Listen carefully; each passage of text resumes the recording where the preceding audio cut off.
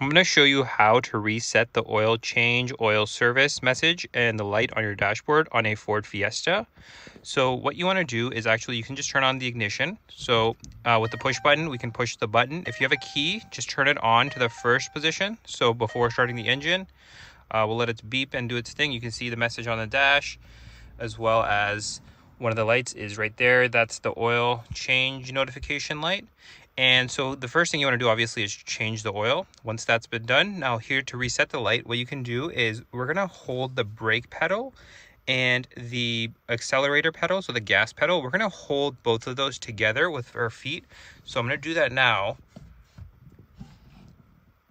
And I'm actually doing that currently. And what you want to do is you're going to wait 30 seconds with both of those depressed. And so let's wait 30 seconds now. And as you can see, the light just went off, but we're going to continue holding. And we just want to wait the full 30 seconds, even though the light went off. Okay, so it's been 30 seconds. So you can now take your feet off the gas and the brake pedal. And just to show you, we're going to go ahead and turn the car off, and I'll start the car. And you're going to see we're going to have no more message that we were previously having that was saying to change the oil. And as you can see, no more light on the dash. The only light we have now is just a seatbelt light and the tire pressure light, since one of the tires on the car is low.